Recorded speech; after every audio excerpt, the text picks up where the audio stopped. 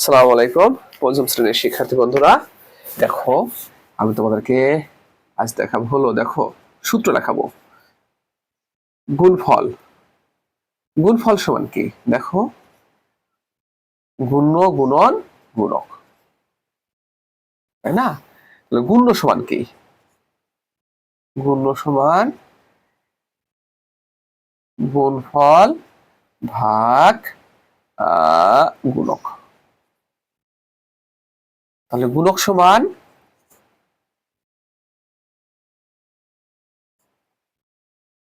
গুণফল ভাগ গুণ্য, ঠিক আছে? এখন দেখো তাহলে আমরা বলতে পারি যে গুণ্য কাকে বলে, তাকে জানো?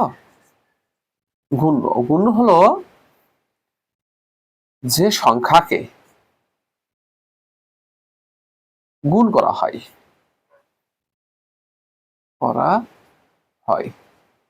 তাকে গুণ্য বলে। গুণ্য বলে। তাহলে গুণক কাকে বলে?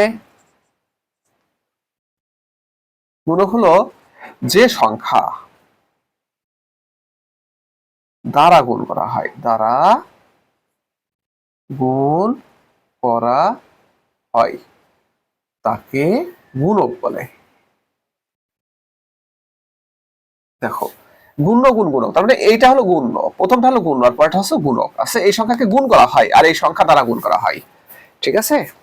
তাহলে দেখো গুণ্য আর গুণকের যদি স্থান বিনিময় হয় তাহলে কি ভাগফলে গুণফলে কোনো পরিবর্তন হয়? দেখো যদি এরকম হতো 20 গুণন 10 সমান কত হয়? 200। আবার দেখো এভাবে লেখা যায় 10 গুণন 20 সমান 200। তার মানে কি গুণ্য এবং গুণক স্থান বিনিময় করলেও গুণফল কি কোনো পরিবর্তন হয় না। গুণফল কি হয় না? পরিবর্তন হয় না। কখন? গুণ্য আর গুণকে। তাহলে আমি লিখে দিতে পারি গুণ্য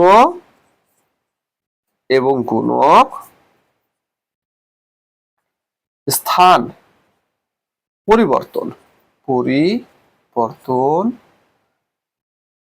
করলেও গুণফল একই থাকে। দেখো এটা দেখা দেওয়া হচ্ছে এখানে, তাই না? গুণ্য আর গুণক যদি স্থান বিনিময় করে সেক্ষেত্রেও কি গুণফলের কোনো পরিবর্তন হয় না। দেখো ফ্রেন্ডস, এখন একটা অঙ্ক এরকম দিতে পারে তোমাদেরকে, সেটা কিরকম? ধরে এরকম দিয়েছে যে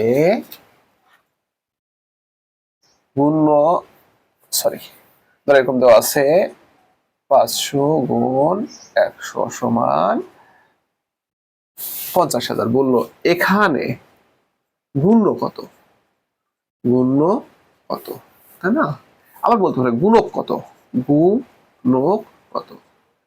তাহলে উত্তর হবে কি গুণ্য কত? এটা হলো গুণ্য হলো 500, গুণ্য কত?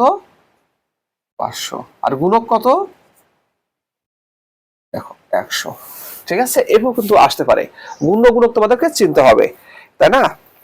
তারপরে দিতে পারে এরকম, দেখো এটা প্রতীকী ভাবে দিল, এটা গুণন একটা ত্রিভুজ সমান বৃত্ত হলে ত্রিভুজ সমান কত হবে? দেখো তো আমরা জানি এটা তো গুণ অবস্থায় আছে। গুণ যদি সমানের অন্য পাশে চলে যায়, সমানের ওই পাশে চলে যায়, সেক্ষেত্রে কি হয়? ভাগ হয়ে যায়। তাহলে বৃত্ত ভাগ এই দেখো চতুর্ভুজটা হবে, ঠিক আছে?